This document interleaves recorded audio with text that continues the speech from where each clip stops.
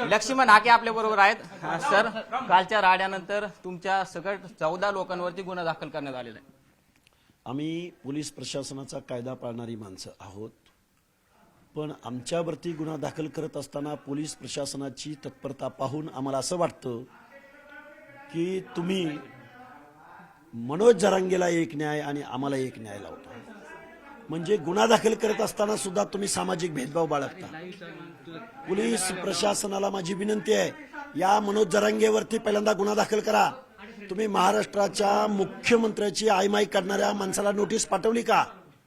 त्यामुळं महाराष्ट्रात सामाजिक दरी निर्माण करणाऱ्या मनोज जरांगेला तुम्ही कुठली नोटीस पाठवली? तुमची तिथं तत्परता दिसली नाही का? त्यामुळं आमच्या बाबतीत गुन्हा दाखल करत असताना हे बघा, तुम्ही आमच्यावर गोळ्या घाला, तुम्ही आमच्यावर गोळ्या घाला, तुम्ही आम्हाला अटक करा, तुम्ही लाठीचार्ज करा, ही ओबीसींच्या हक्क अधिकाराची लढाई चालू राहणार. तुम्ही जर बघितलं तर काल विजयसिंह पंडित यांनी सगळ्यांनी बॅनर लावले, मग तुम्ही त्यांनाच का टार्गेट करताय? त्यांनाच टार्गेट का करताय? हे बघा, मी टार्गेट प्रकाश सोळंकी सारख्या माणसालाही केलेलं आहे, बजरंग सोनवणेंना केलेलं आहे, अजितदादा पवारांच्या आमदारांना केलेलं आहे. पण आमदारकीच्या पदावर असणारा माणूस अशी पार्शियल भूमिका कशी काय घेऊ शकतात? मला म्हणणं काय आहे की ओबीसीच्या आरक्षणाबद्दल यांची काय भूमिका आहे तेवढी त्यांनी जाहीर करावी. नसेल तो काहीतरी बोलला, ते आमदार जे बोलले, या आमदारांना माझा एक सवाल आहे की तुम्हाला मनोज जरांगेच्या आंदोलनात सहभागी व्हायचं ना, तुम्ही राजीनामा द्या आणि काय आंदोलनात सहभागी व्हायचं तेव्हा. आपण जर बघितलं तर मनोज जरांगे पाटील मोर्चा काढतायत, त्या मोर्चाकडे तुम्ही कसं बघताय? कारण आंतरवालीला तुम्ही वडीगोद्रीमध्ये थांबला. हे बघा, तायवाडे साहेबांचं मी स्वागत करतो, फक्त बोलून चालणार नाही, तर तुम्ही रस्त्यावर उतरलं पाहिजे. आणि ओबीसी बांधवांना सुद्धा माझी विनंती आहे, आम्ही वार झेलतोय ओबीसी आरक्षण संरक्षणासाठी. तुम्ही रस्त्यावर कधी उतरणार आहात? तुम्ही रस्त्यावर जर उतरणार नसाल तर तुमचं आरक्षण संपलेलं असेल. त्यामुळे एक तर आमची माती सावडायला या, नसेल तर तुमच्या पुढच्या पिढ्यांच्या भवितव्यासाठी रस्त्यावर उतरा. जरांगे यांच्या आंदोलनाला कसं प्रत्युत्तर देणार तुम्ही? प्रकाश आंबेडकर साहेबांच्या भूमिकेचं एका अर्थानं मी स्वागत करेन, पण श्रीमंत मराठा असो किंवा गरीब मराठा असो, हे सगळे एक आहेत. शरद पवारांच्या राष्ट्रवादीतला मराठा असो किंवा अजित पवारांच्या पक्षातला मराठा असो, हे एक आहेत.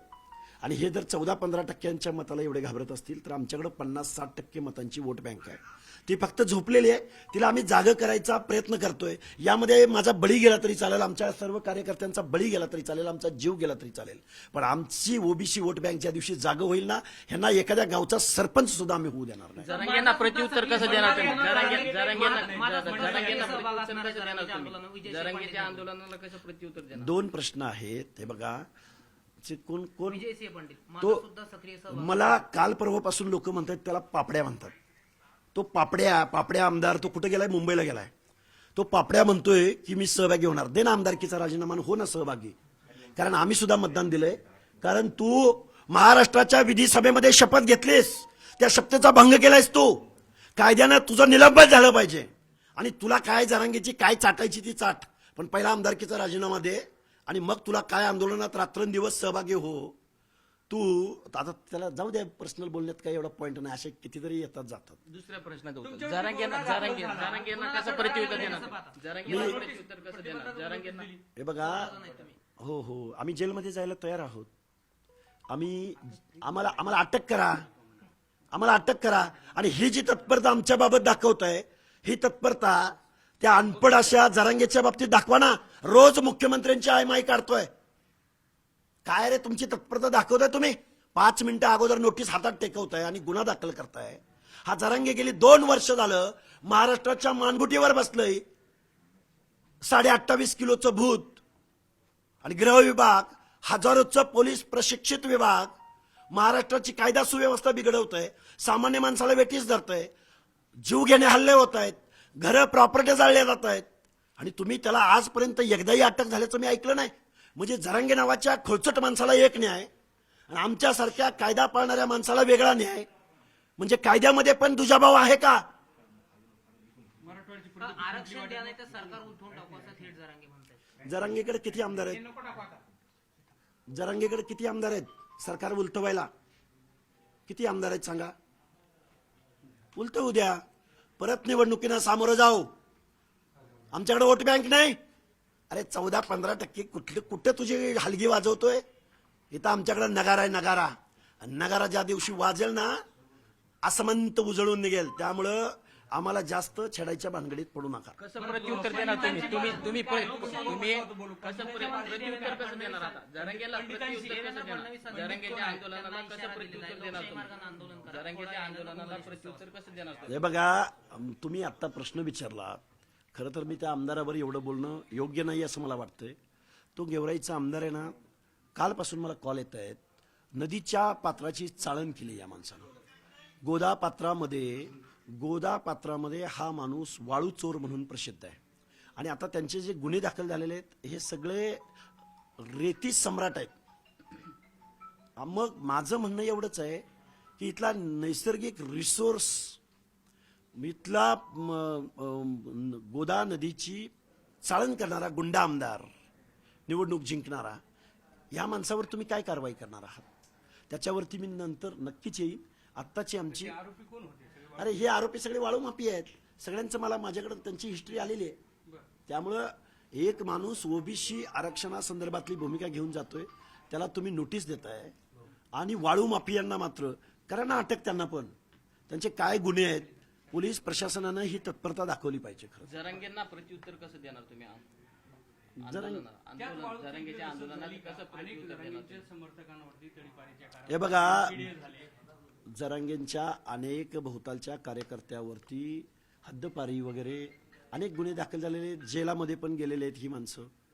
आणि जरांगे मुळात यांच्या या चांडाळ चौकडीमध्ये बसणाराच जरांगे आहे. जरांगेला संविधान काय कळतं? जरांगेला दलित आदिवासी, जरांगेंना ओबीसी काय कळतं? जरांगेंना आम्हाला काय म्हणतो की ह्यांचा ओबीसी आरक्षणाचा काय संबंध आहे? आम्ही ओबीसी आरक्षणामध्ये येत नाही आहोत.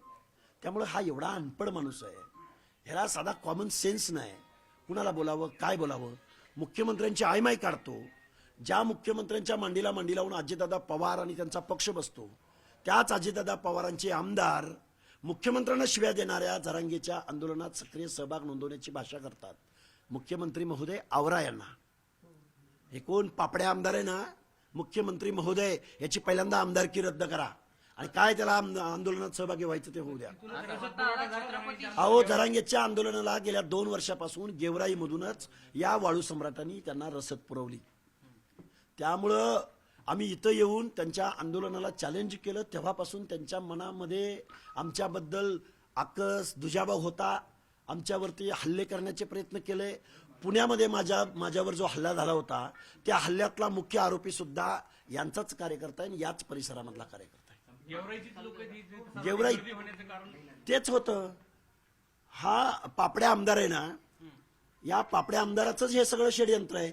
आणि पुन्हा देवेंद्र फडणवीस साहेबांच्या सत्तेमध्ये सहभागी आहे. देवेंद्र फडणवीस साहेब, मला अटक करा, मला गोळ्या घाला, पण या पापड्या आमदाराची तेवढी काय असेल ती तेवढी विल्हेवाट लावा. काय भूमिका आता? भूमिका काय तुमची आता? शिवरायांचा भूमिका काय? भाव इतके खालच्या भाषेत कधी बोलत नाही, कुणाच्या आईबद्दल वाईटही बोलणार नाही. माझ्यासोबत माझ्या आईसह संपूर्ण महाराष्ट्राचा आशीर्वाद आहे असं म्हणत मुख्यमंत्र्यांनी जरांगेंना हे प्रत्युत्तर दिलं आहे, जो व्हिडिओ व्हायरल झाला होता. हे बघा, मुख्यमंत्री महोदय हे मुख्यमंत्री पदावर आहेत आणि ते पडेलेखे मुख्यमंत्री आहेत. खरं तर जरांगेला त्यांनी किती प्रतिक्रिया द्यायला पाहिजे आणि प्रतिक्रिया देत बसण्यापेक्षा मुख्यमंत्री महोदयांनी कायद्यानं त्याच्या मुसक्या आवळल्या पाहिजे. तरच मुख्यमंत्री पदाच्या, महाराष्ट्राच्या हिताची, दायित्वाची जबाबदारी तुम्ही पार पाडली असं होईल. तुम्ही जर याला जर एंटरटेनमेंट करत बसला तर महाराष्ट्रामध्ये अराजक निर्माण झाल्याशिवाय राहणार. अरे हा कायमच शिव्या देतो, मागं घेतो, शिव्या देतो, मागं घेतो. मनोरुग्ण नाही जरांगे. अरे पण त्या मनोरुग्णपणामुळे महाराष्ट्रातली सामाजिक स्वास्थ्य बिघडलंय. त्या मनोरुग्णाला किती एंटरटेन करायचं हे मुख्यमंत्री महोदयांनी ठरवलं पाहिजे.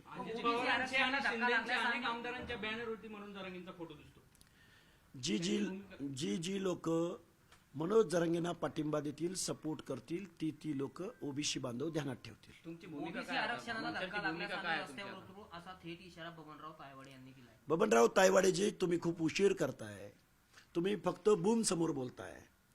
खरं तर ज्या कुणबी शब्दाचा साधर्म्य शोधून ज्यांनी ओबीसीचं आरक्षण आज रोजी संपवलेलं आहे त्याबद्दल तुम्ही बोलायला तयार नाहीये. तुम्ही बोललात, तुमचं स्वागत, पण नुसतं बोलून चालणार नाही, तर तुम्हाला ऍक्शन रिॲक्शन मध्ये उतरावं लागेल. तुमची भूमिका सांगा ना आता. तुमची भूमिका काय आहे? तुमची जरांगेच्या आंदोलनानंतर तुमची भूमिका काय आहे? म्हणजे गरीब मराठ्यांना मूर्ख बनू नका असं ते हे बघा, मनोज जरांगेनं गरजवंताचा लढा म्हणून, गोदापट्ट्यातल्या लोकांचा लढा म्हणून, शिक्षण नोकऱ्याचं आरक्षण पाहिजे म्हणता म्हणता म्हणता आम्हाला टोटल ओबीसी मधूनच आरक्षण पाहिजे इथपर्यंत ते पोहोचलेले आहेत.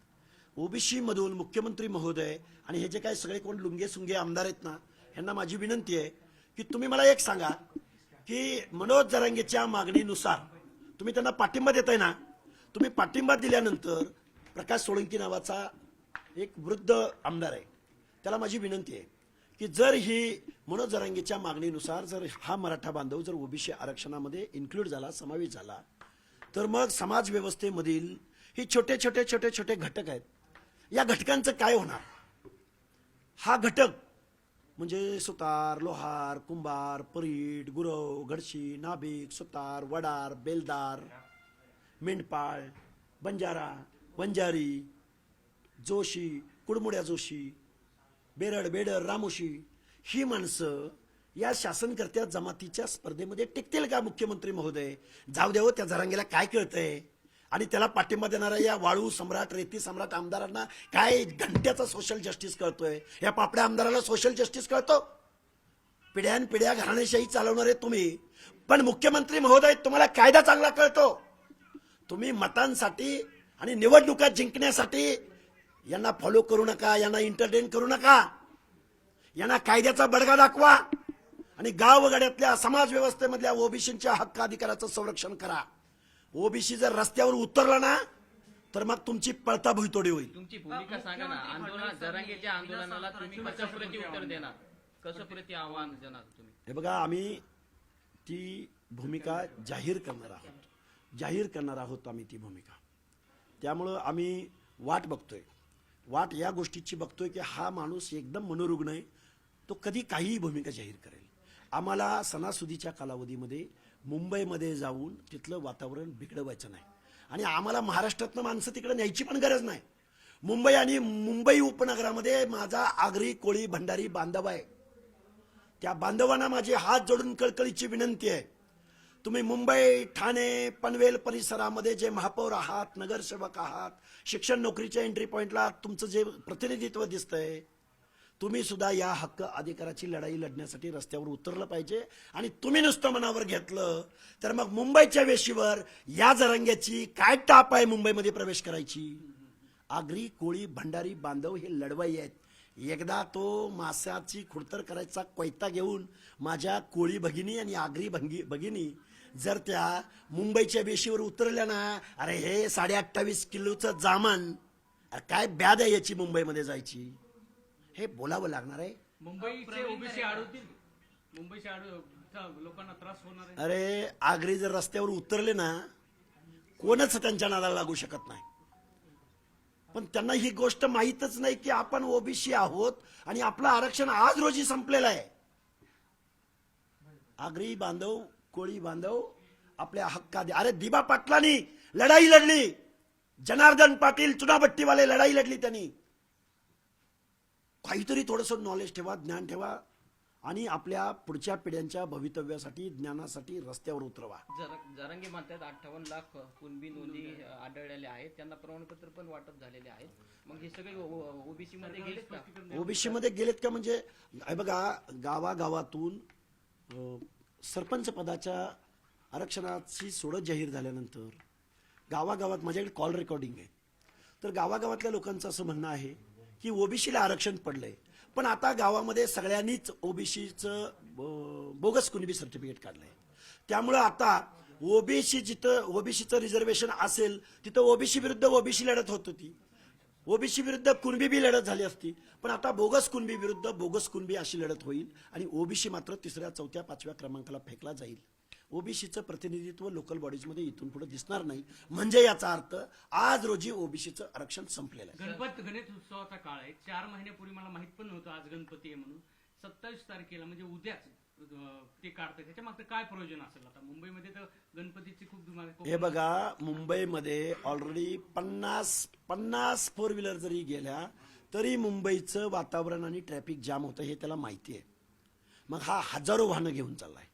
मुंबईमधले रस्ते, मुंबईमधली रहदारी, मुंबईमध्ये रस्त्यावर बसकन मारायची आणि मुंबईमध्ये दंगल घडवून आणायची. कारण यांची बॅक हिस्ट्री तशी आहे. कारण त्यांनी अंतरवली सराटीमध्ये काय झालं तुम्हाला माहिती आहे, परत बीड शहरामध्ये काय झालं तुम्हाला माहिती आहे. आणि मग एवढी ज्याची हिस्ट्री आहे, जो सराईत माणूस आहे असे गुन्हे करणे आणि महाराष्ट्राला वेठीस धरणे, या सराईत गुन्हेगाराला जेलची जागा दाखवण्याऐवजी मुख्यमंत्री महोदय त्याच्याकडे तुम्ही शिष्टमंडळ पाठवताय, त्याच्यावर तुम्ही मंत्रिमंडळाची उपसमिती नेमताय. अरे इतके तज्ज्ञ कुठं आहेत? स्टेट बॅकवर्ड कमिशन कुठं आहे? हायकोर्ट कुठं आहे? सर्वोच्च न्यायालय कुठं आहे? काय चाललंय? कायद्याचं राज्य आहे, इथं लोकशाही आहे आणि ओबीसीच्या हिताचं संरक्षण होणार का नाही ते तुम्ही आम्हाला सांगा. जरांगेच्या मागच्या काळामध्ये एसआयटी स्थापन करण्यात आली होती. चौकशीची घोषणा सुद्धा सरकारने केली होती. मात्र त्या एसआयटीचं काय झालं? पुढे काहीच झालं हे बघा, एसआयटी दाखल होईल, त्याच्यावरचे गुन्हे माघार घेतले जातील आणि त्याचं आंदोलन सुद्धा, त्याचे जे चेले चपाटेत नाही, हे वाळू किंग, मटका किंग, गुन्हेगार ज्यांच्यावर हद्दपारी झाल्या, जे जेलमध्ये आहेत, त्यांच्यावरचे गुन्हे माघार घेण्यासाठीच हा माणूस प्रशासनावर दबाव टाकतोय. आणि मग जर असा मोर्चा काढून प्रशासनावर दबाव टाकून जर गुन्हेगारांना सोडवता येत असेल तर मग महाराष्ट्राच्या कायद्याचे 3-13 वाजलेले आहेत असं मी जबाबदारीनं सांगतो.